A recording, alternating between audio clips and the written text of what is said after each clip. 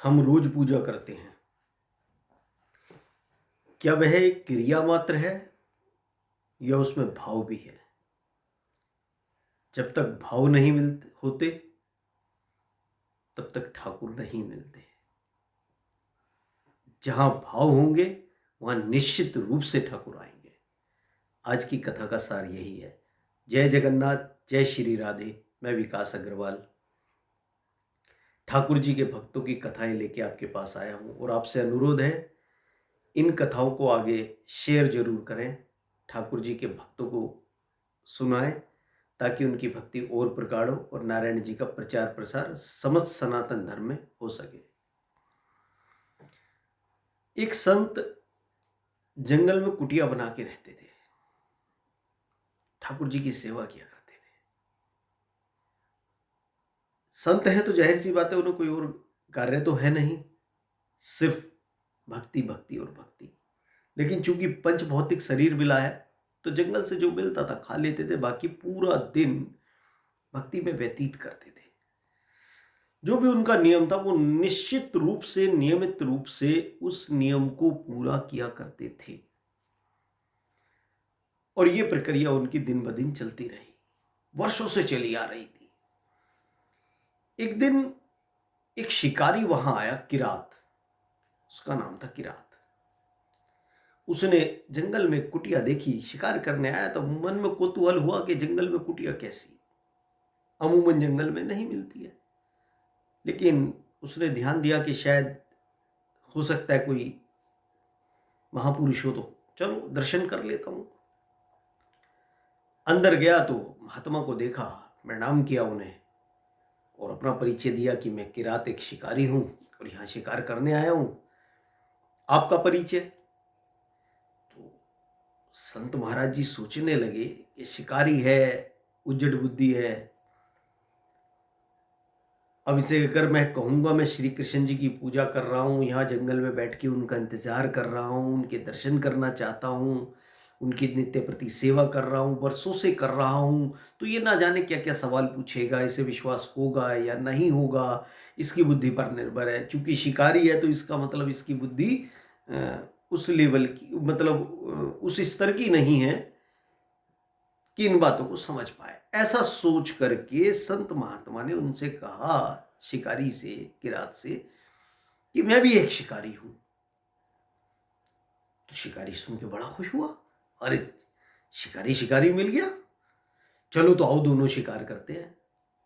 तो कह रहे मैं अपने शिकार को बरसों से ढूंढ रहा हूं, वो मिलता नहीं है। तो कह रहे क्यों नहीं मिलता? कि बस मिलता नहीं, मैं कैसे बताऊं क्यों नहीं मिलता? तो शिकारी ने पूछा, अच्छा उसकी पहचान बताओ वो कैसा है। उसने कुछ जानवरों के नाम लेने लगा तो उन्होंने, संत महात्मा ने कहा नहीं नहीं, मेरा शिकारी तो अनोखा है। शिकारी मुझे, आप उनके रूप का वर्णन करो। तो संत महात्मा ने बताया, मेरा शिकारी एक सांवला सा है, मोर पंखी लगाता है, हाथ में बांसुरी होती है, मनमोहक है, बहुत बहुत सुंदर है, मीठी बोली है उसकी बहुत, और इतना सुंदर है कि तुम देखते ही उसे मोहित हो जाओगे। यदि तुम शिकार करने भी जाओगे तो तुम उसका शिकार नहीं कर पाओगे। उसकी जो, उनका जो रूप है उस रूप में तुम खो जाओगे, इतना सुंदर रूप है। मुझे बस उनका शिकार करना है और इसीलिए बरसों से मैं यहां पर प्रतीक्षा कर रहा हूं। और ये कहते कहते, क्योंकि ये तो बात सही थी कि वो बरसों से प्रतीक्षा कर रहे हैं, उनकी सेवा कर रहे हैं, संत महात्मा रोने लगे, उनकी आंखों से आंसू बहने लगे। एक तो वृद्ध थे, आंखों से बहते आंसू, रोते देख करके शिकारी का दिल पसीज गया। उसने चुप कराया, बाबा आप चुप हो जाइए, आप रोइए नहीं, मन को शांत कीजिए, और मैं आपके सामने वचन लेता हूं, जब तक मैं आपके शिकारी को पकड़ के नहीं लाऊंगा, मैं अन्न तो क्या जल भी ग्रहण नहीं करूंगा। आपके पास आऊंगा भी नहीं। मैं तभी आऊंगा जब मैं आपके शिकार को पकड़ के लाऊंगा। और ये कह के शिकारी वहां से चला गया। संत महाराज जी सोचने लगे, चलो शिकारी गया, वो अपने पूजा पाठ में लग गए। अब शिकारी गया, पूरे जंगल में इधर उधर ढूंढने लगा। जब कहीं वो बालक जिसका वृतांत बताया था संत महापुरुष ने, जब नहीं मिला, तो शिकारी ने सोचा कि ये एक मुख्य रास्ता है। वैसे तो घने जंगलों में बहुत कम लोग आते जाते हैं, लेकिन जब भी कभी जरूरत पड़ती है तो एक रास्ता होता है कि उस रास्ते पर उन्होंने जाल बिछा दिया और शिकारी इंतजार करने लगा, आएगा फंसेगा। और इंतजार करते करते करते करते उसे 3 दिन बीत गए। तीसरे दिन की संध्या पे जाल बिछा हुआ, उसने 3 दिन से पानी भी ग्रहण नहीं किया। और वो बार बार कहते ना, जब कोई रास्ता नहीं दिखता किसी को तो सबको ईश्वर की याद आती है। तो उसके मन में भाव आने लगे कि वृद्ध संत हैं, मैं उनको वचन दे के आया हूं कि आपके शिकारी को पकड़ के लाऊंगा, कैसे करूं? 3 दिन से बहुत भूख प्यास से तड़प रहा हूं।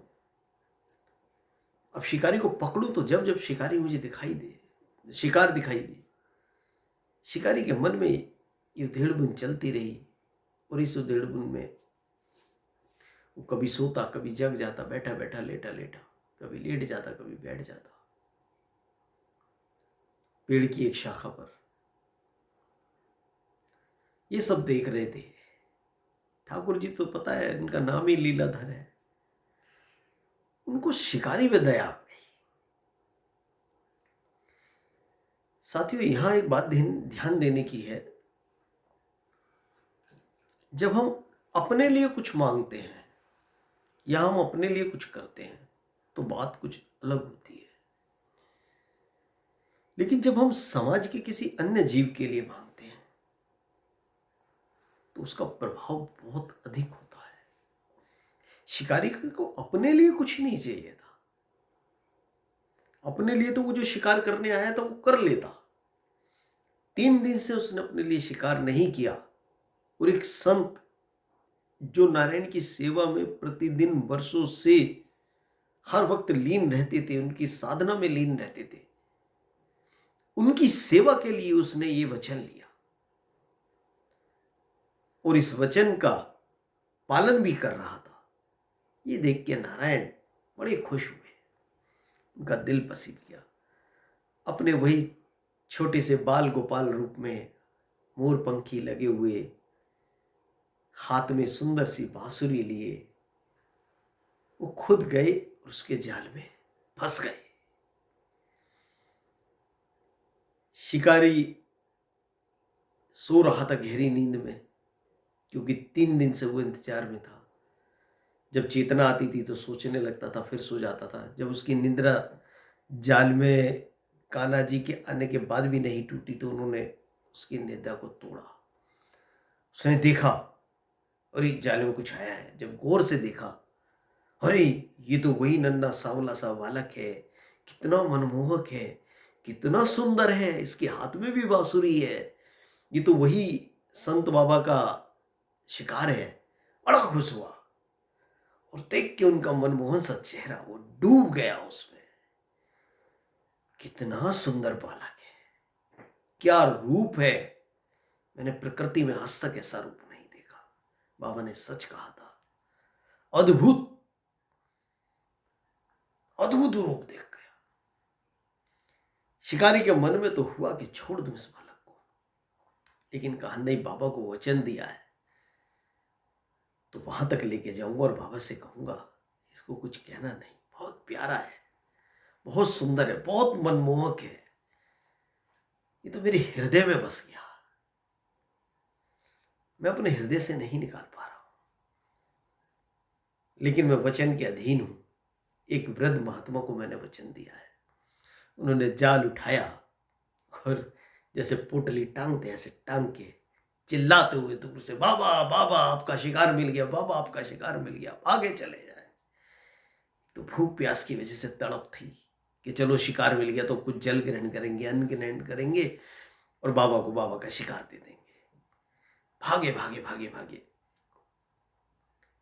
बाबा की कुटिया में जा रहा था, लेकिन कुटिया में वो कैसे जा रहा था उसे पता नहीं था। वो मन भावन चेहरा, हमारे ठाकुर का प्यारा, वो रूप उसके हृदय में रच बस गया। जब कुटिया के बाहर नजदीक पहुंचा और आवाज लगा रहा था तो संत महापुरुष बाहर आए, ने कहा बाबा आपका शिकार मिल गया। और जैसे जगाल की पोटली रखी और देखा, और वो देखते के साथ ही संत महापुरुष के होश उड़ गए, स्तब्ध रह गए, काटो तो उन्हें खून नहीं। इससे पहले कि उनके मन में विचार आता कि ये कोई साधारण बालक तो नहीं जिसको ये बना लाया, लेकिन ठाकुर जी के का आवरण, उनके आसपास की आभा, दिव्य अलौकिक आभा देख करके वो समझ गए ये स्वयं नारायण है, यही मेरे कान्हा है, सच में कान्हा है। लेकिन एकदम हृदय पे आघात लगा, मैं इतने वर्षों से तुम्हारी तपस्या कर रहा हूं, तुम्हारी साधना कर रहा हूं, तुम्हारी पूजा कर रहा हूं, मुझे तो दर्शन नहीं दिए। आज ये शिकारी को 3 दिन में दर्शन दे दिए। प्रभु ऐसा अन्याय क्यों किया मुझ पे? अब जाके दया किए, मुझे आज दर्शन दिए और इसे 3 दिन में दे दिए, जबकि ये पेशे से शिकारी है, न जाने अगर जघन्य अपराध किए हैं। तब ठाकुर जी बोले, महात्मा ये शिकारी का भाव तुम्हारे भाव से ज्यादा है, ये शिकारी का विश्वास तुम्हारे विश्वास से ज्यादा है। और दूसरी बात, शिकारी ने अपने लिए नहीं कुछ किया, इसने जो कुछ किया दूसरे के लिए किया। इसे एक भरोसा था, ये सब कुछ काम छोड़ के, सब कुछ छोड़ करके उस भरोसे पे बैठा, और इसके इस भरोसे ने, इस विश्वास ने, इस भाव ने मेरा मन जीत लिया। और आप भी निराश मत हो, इसको भी दर्शन आपकी साधना के फलस्वरूप ही मिले हैं। बस इसका विश्वास, इसका भाव आपके विश्वास और भाव पर भारी था, इसलिए इसको 3 दिन में दर्शन दिए और आपको इतना लंबा समय लगा। शिकारी भी मंत्र मुक्त तो पहले ही था, जब पता चला ये साक्षात नारायण है, दोनों श्री हरि के चरणों में वहीं नतमस्तक हो गए और हमारे ठाकुर जी अंतर ध्यान हो गए। साथियों, विश्वास, भाव, प्रेम, सिर्फ और सिर्फ यही जरूरी है हमारी साधना में। मैंने बहुत लोगों को देखा है कि पूजा करने जा रहे हैं तो कोई सामग्री कम होती है तो घर के बाकी लोगों पर क्रोधित होते हैं। उनके मन में ये भाव आते हैं कि ये पूजा कैसे संपन्न होगी। साथियों, पूजा जो है कभी भी सामग्री से नहीं होती। और सोचो तो सही, किस सामग्री से हम पूजा करने की सोच रहे हैं ठाकुर जी की, जो उन्होंने हमें दी है। जब हम इस दुनिया में आए तो हमारे तन पर एक धागे का टुकड़ा भी नहीं था, हमारे हाथ में कोई सामग्री थी। जब जाएंगे तब भी ऐसे ही रहेंगे। उन्हीं का दिया, उन्हीं को अर्पण करने के लिए हम इतने ललायित क्यों हैं? हमारे पास एक चीज है जिसको हम उसको उनको अर्पण कर सकते हैं, वो है हमारा भाव। क्या हुआ यदि आपने घर में ठाकुर जी को विराजमान नहीं किया तो? क्या हुआ आपके घर में ठाकुर जी है और आप ड्रेसें नहीं खरीद पाते हैं, उनकी महंगी महंगी अच्छी अच्छी नहीं खरीद पाते हैं? क्या हुआ आप अगर भोजन करा पाते हैं या आप नहीं करा पाते हैं? क्या हुआ आप फल मिष्टान मेवा का भोग लगा पाते हैं, नहीं लगा पाते? वो तो सब उनका दिया हुआ है, उनको इन चीजों की जरूरत नहीं है। वो तो हम करते हैं इसलिए वो उसको स्वीकार करते हैं। उनको जरूरत है एक विश्वास की कि हमारे अंदर विश्वास हो, उनको जरूरत है एक प्रेम की, हमारे अंदर प्रेम हो, उनको जरूरत है सच्चे भाव की। जो भाव उन संत में थे लेकिन एक स्तर तक थे, और उस शिकारी के अंदर जो भाव थे, उसने ये नहीं सोचा था नहीं कभी कि मैंने जो ये प्रतिज्ञा ले रहा हूं इसका नतीजा क्या होगा। वो भूखा भी मर सकता था अगर नारायण की कृपा ना होती। लेकिन साथियों, कभी ऐसा हुआ है दुनिया में एक ढूंढ करके लाओ आप कि भाव सच्चे हों और नारायण ना आए? हो सकता है वो मुरली बजाते हुए ना आए, हो सकता है वो मोर मुकुटी लगा करके ना आए, पर आएंगे, जरूर आएंगे। किसी भी रूप में आए, वो विचार के रूप में आ सकते हैं, वो किसी अन्य जीव के रूप में आ सकते हैं, पर आएंगे जरूर। लेकिन विश्वास, प्रेम होना चाहिए, तभी यह सच्चा भाव जागृत होता है। जिस दिन हम ठाकुर से ये कहेंगे ना, जिस दिन हमें अपने अंदर ये विश्वास हो जाएगा, उस दिन हमारे भाव, हमारा विश्वास, हमारा प्रेम और ऊंचाइयों पर जाएगा। जीत जाएंगे हम, जीत जाएंगे हम, तू अगर संग है। जिंदगी हर कदम एक नई जंग है।